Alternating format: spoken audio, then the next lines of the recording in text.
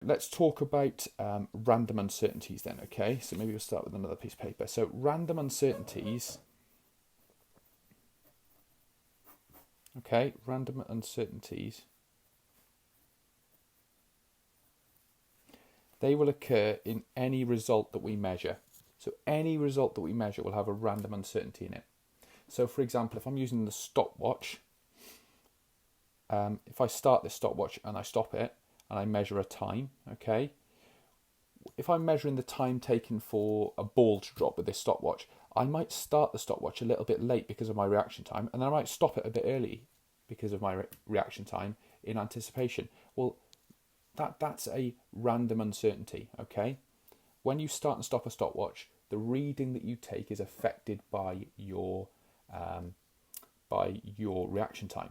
And sometimes you start the stopwatch too early, sometimes you start it too late. Sometimes you stop it too early, sometimes you stop it too late, by various amounts. So that's a random uncertainty. So random uncertainties are things like stopwatch due to the reaction time, okay? And that will affect how accurate your results are. Now another thing is if I'm measuring this ruler, if I'm using this ruler, to measure the width of this piece of paper, well, when I use this ruler to measure the width of the piece of paper, I can see that it's around 21.2 centimeters, okay? So it's about 21.2 centimeters, but I can't read it to anything more than one decimal place. But it might be 21.22 centimeters. It might be 21.18 centimeters, okay? Or maybe let's forget that. Let's just say it's 21. Let's do that again for a second.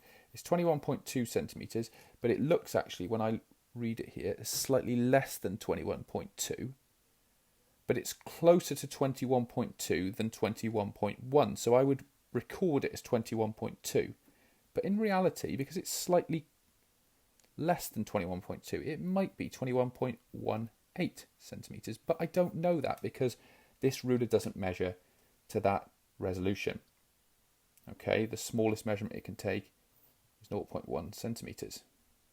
Sorry about my messy writing there. So the point here is anytime you use a ruler to make a measurement, there's some uncertainty due to the fact that it's not measuring to a precision greater than 0.1 centimeters, or its resolution is 0.1 centimeters. So there's some uncertainty in my result. It could be 21.18, it could be 21.19. I'm not able to establish that. But the true value that I've got here is going to be slightly different to my measured value. So there'll be a random uncertainty in that. Sometimes when I take a result, if I measure something to be 31.6 centimeters, it might actually be 31.62 centimeters. So within any experiment that I do, some of my results are going to be slightly less than my measured value, and some of them will actually be slightly more than my measured value. That introduces a random uncertainty around the real value. So sometimes it's a bit more, sometimes it's a bit less. These are random uncertainties, okay? So there's some examples. Now another thing, and this is unusual, but let's just say I take a wooden meter ruler and I use it in an extremely hot laboratory. That meter ruler is going to probably expand a little bit, and therefore it won't actually measure accurately anymore. Okay, so that will affect my uncertainties. And then if all of a sudden the temperature drops to sub-zero, really, really cold, the ruler will contract again. So I'll get a random change in the accuracy of my ruler. It will expand and contract, and that will change the divisions between the numbers on my ruler. And if the temperature is varying a lot when you take a reading, that will have an effect on your result. It will introduce a random uncertainty. But that's it's a very small effect, and it's highly unlikely because you're highly unlikely to be doing an experiment in such extreme temperatures. Okay, so this is the idea of a random uncertainty. Now the next thing is a systematic uncertainty. Okay. Now a systematic uncertainty will be something like this. Let's say that I take a ruler like this, okay, and somebody's chopped the end off it, and then I use it like this to take a measurement. Okay, so somebody's actually chopped the end off the ruler, but I still line up the end of the ruler with my reading. It says now that my piece of paper is 23.2 centimeters. Well, we just measured it as 21.2, so we know that is wrong, and it's out by 2 centimeters because somebody's chopped 2 centimeters off the end of my ruler, and I fail to take that into account. So that's a systematic uncertainty. Every one of my measurements that I take with this ruler, if the end's chopped off it, will be out by 2 centimetres. Okay? Now, another type of uncertainty, another example of a systematic uncertainty would be something like this. So I've got this weighing scales here.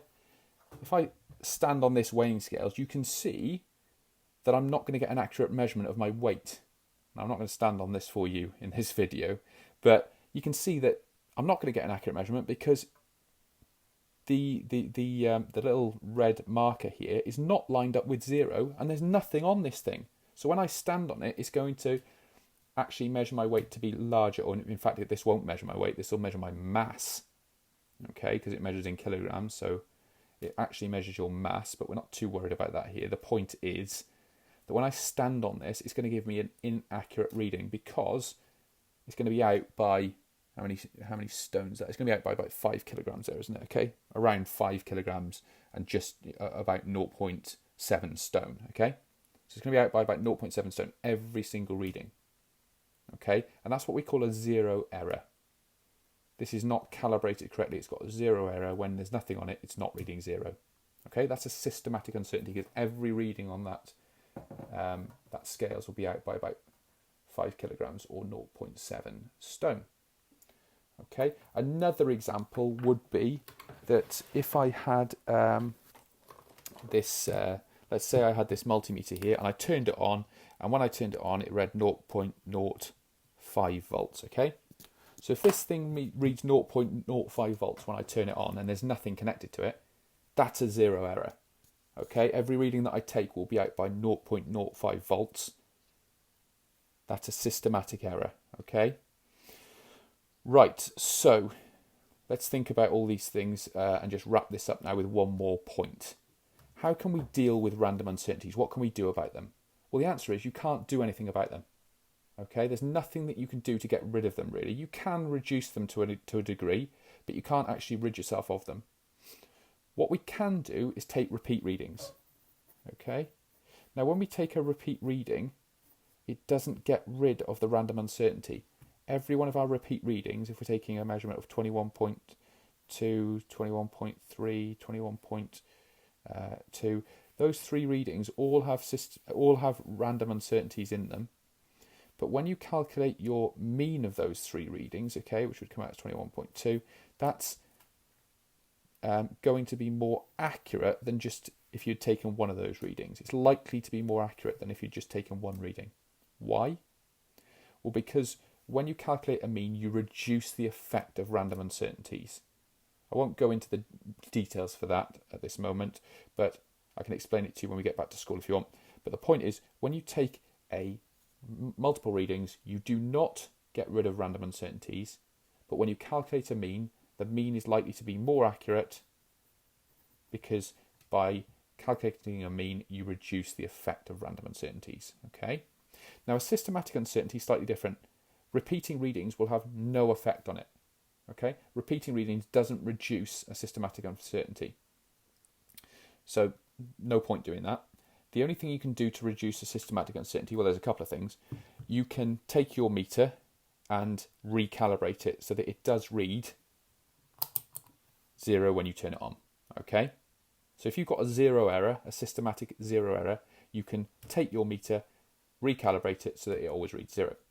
Or, alternatively, if you can't do that, and it's reading 0.05 when there's nothing connected to it, we know that every one of our readings is going to be out by 0.05. So we can subtract 0.05 from every one of our readings. And that will get rid of the systematic error. Again, for example, if somebody's chopped the end off your ruler, and obviously you just need to go and get another ruler that has the correct scale on it. Okay, so a systematic uncertainty, you've either got to deal with it mathematically by, for example, with this ruler, if 2 centimetres had been chopped off the end, I just need to take 2 centimetres off every reading that I take. Or, as I just showed you with the multimeter, minus 0.05 volts off every reading. So you either need to do it like that mathematically, or you need to recalibrate your instrument and zero it properly. Or sometimes you get a systematic uncertainty from a poorly designed experiment. For example, I can't really show you here, but if you were trying to measure the length of a spring that's been stretched with a mass, and you have lined up your ruler incorrectly, you'll get a wrong reading. So what you need to do there is go back, redesign the experiment, line up the ruler correctly, and then you will get rid of the systematic uncertainty. So to sum up here, random uncertainties and systematic uncertainties affect the accuracy of your result. Okay, we can't rid ourselves of uncertainties, but we can reduce them. Okay, systematic uncertainties, you can argue you can rid yourself of them, but random uncertainties certainly not. And basically we want to try and reduce uncertainties to get a more accurate result. So in the next video, we'll talk a little bit more about how we can calculate uncertainties and how we can combine uncertainties. Okay, that's all for now.